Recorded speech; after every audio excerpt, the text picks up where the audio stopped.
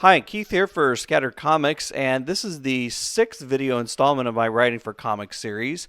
And today I'm going to go ahead and take a look at the program Final Draft. Now, if you have gone through the series and seen from the beginning to just starting with an idea to formatting a script, this kind of goes along the lines of formatting your script. And so I did the formatted script utilizing Google Docs, right? Because that's kind of a universally utilized program now. It's, you can send it to people to take a look at, send it to your artists, things like that. But if you have some money to spend, Final Draft is actually a very good product. So what I'm going to do for this one is we're going to take a look at one of my previously written scripts and see if we can duplicate the same thing with Final Draft. So let's go ahead and take a look at that.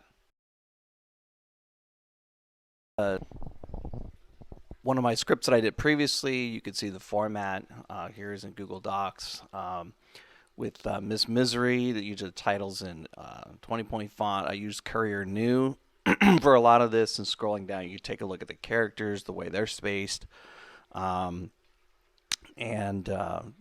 so the dialogue is spaced out, and this is a format that I really appreciate. So let's go ahead and go to Final Draft, and I've got a blank page here. What I've done is, if you take a look over here, you've got a lot of things to choose from with your spelling thesaurus, but right here is the elements that I created. I created comic title, comic page, panel description, and these are all things that I put in there that are formatted. And you can do this with a blank page, a blank template, and be able to format it much the way that I did. So we got our title there, and you could take a look and see the comic title. The basic thing is to put in the action, and that's fine. That's center justified. That works for me, so I keep that there generally. But there are other things you can choose to do if you're familiar with the different formatting tools that Final Draft has. Now you'll notice that the next element is comic page. Here it is. Here's the font for the title. Again, if you want to change that, you can go to the parameters of that. You can see that it's bold, it's 20, that kind of thing. And then the paragraph is spacing for now is 1. If you want to change that, you can change any of these elements. And you'll see that, I'm going to kind of mess around with that a little bit because it didn't quite turn out the way I wanted to. So you'll notice that when I hit return, it goes to the comic page, but I really would rather have the comic heading right there. So I need to go back and kind of fix that.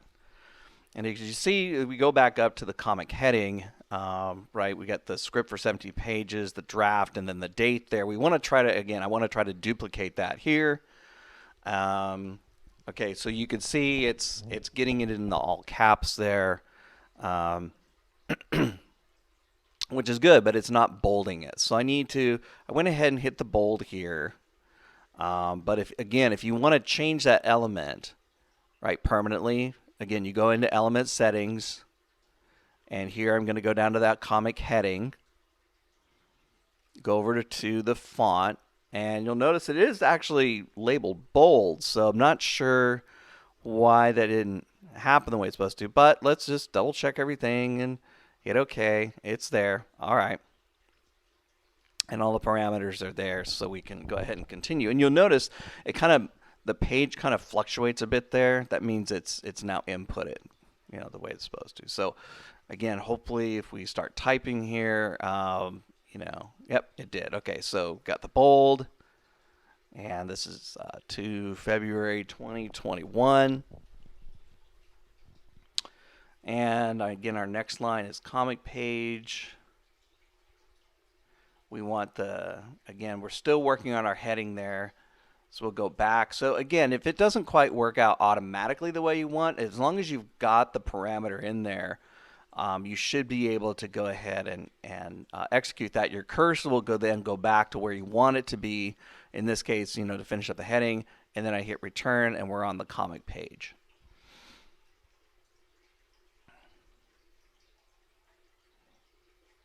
Just checking something here real quick.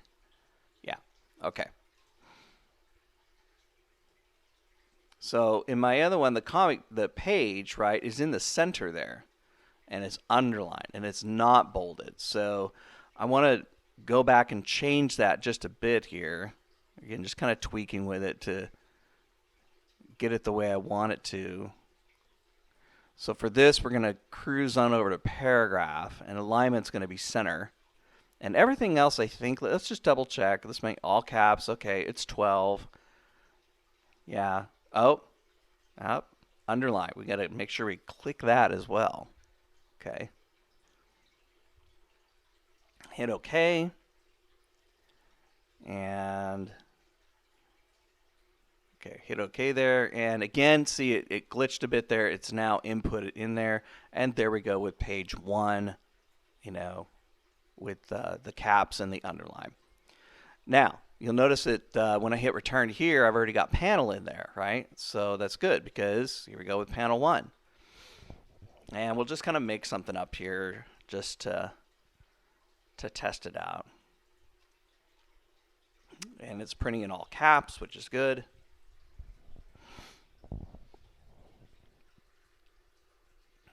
Will and Jim are walking down a street.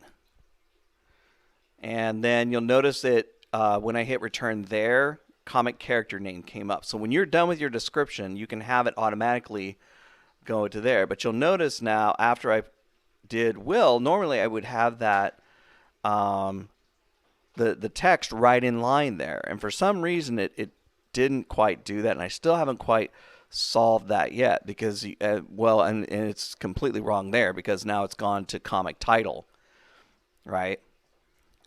And so we obviously don't want that.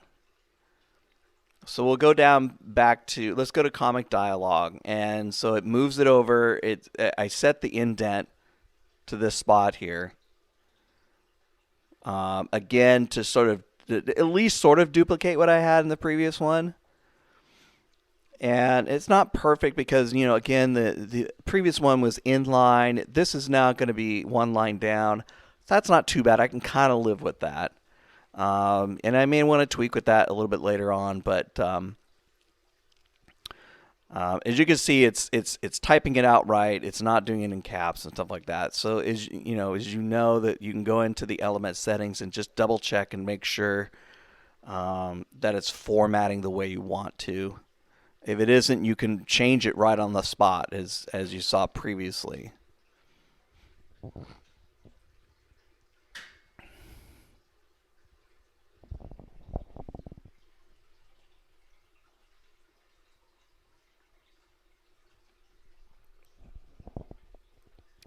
All right, so we got the sky opening up and a beam of light streams down to the street near Will and Jim. And again, it goes to the dialogue thing, but again, we want character name here, right? Because we're going to have them speak again. So we just kind of flip that to comic character name.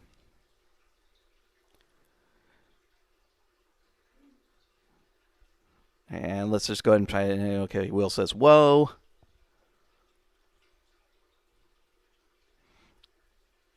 By the way, we're just kind of keeping things simple here for, the purpose of this demonstration. We're not getting like really in-depth conversations here. Of course, if you do want to know about dialogue, that's one of the other videos in the series and is creating dialogue. So you might want to go back and take a look at that. Panel 3, a Jersey cow, let's see, with wings and a halo emerges near Will and Jim. I just kind of sped through that there to save time. We got Will, and as you might expect, he says, holy cow, right? Yeah. Anyway, and then Jim follows up with something kind of ridiculous and trite. Let's just say, you got that right. Oh, let's fix that right. And we've got the end.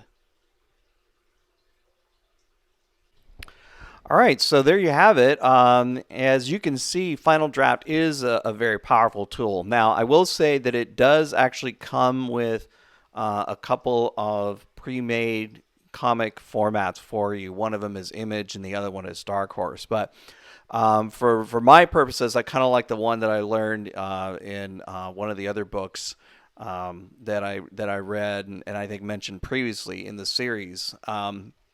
And I just like that format.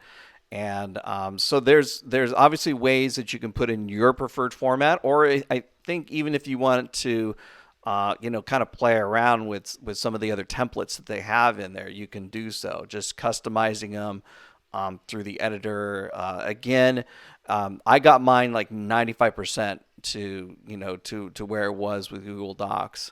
I think one of the great things is you can, once you get it set, right, a lot of the things are automated. Whereas when I had to do the Miss Misery script and some of the other scripts, I had to do a lot of that manually. It took a lot of time.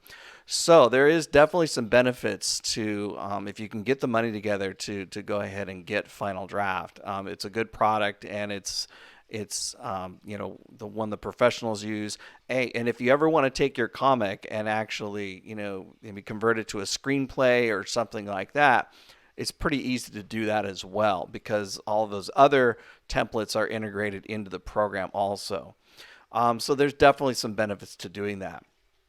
Again, if you like to have something free, and you don't mind doing the extra, formatting and things like that, then obviously Google Docs will work just fine for you.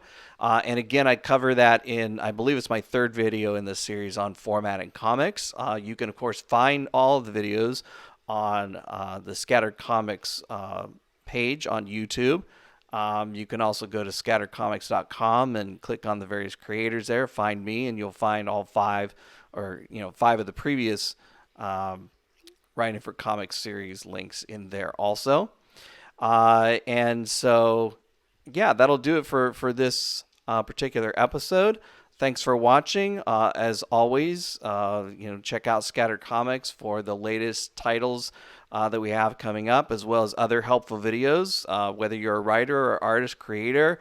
Again, check them all out. It's on the YouTube channel. And thanks again, and we'll see you next time. Thank you everybody for watching our video. Please check out these other cool videos you see on your screen. You can help Scattered Comics and its creators by going to the description below and purchasing any of our cool stuff. Give our video a like and don't forget to subscribe.